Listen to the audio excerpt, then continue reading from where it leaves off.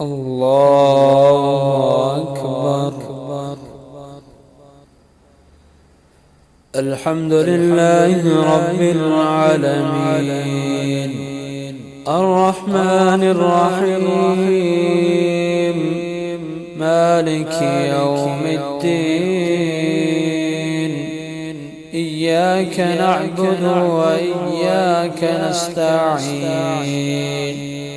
اهدنا الصراط المستقيم صراط الذين أنعمت عليهم غير المغضوب عليهم ولا الضالين.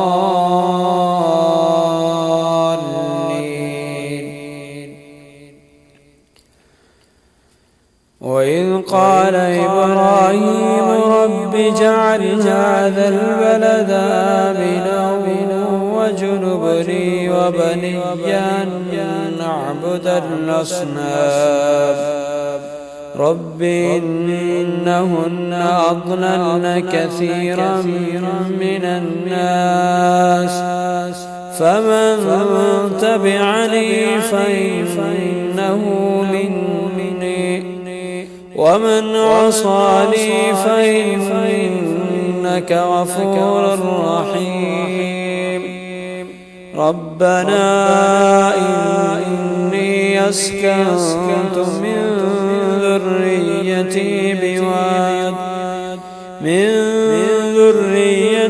بواد غير ذي زرع عند بيتك المحرم ربنا ليقيموا الصلاة فاجعل أفئدة من الناس تهوي إليهم وارزقهم من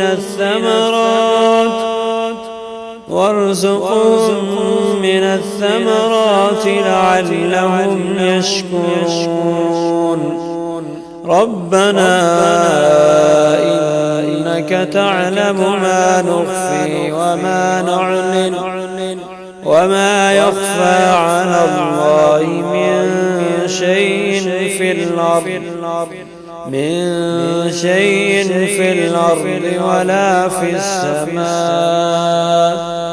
الحمد لله الذي وهب لي على الكبر إسماعيل وإسحاق إن ربي لسميع الدعاء. رب اجعلني مقيم الصلاة ومن ذريتي ربنا وتقبل دعاء. ربنا اغفر لي ولوالدي وللمؤمنين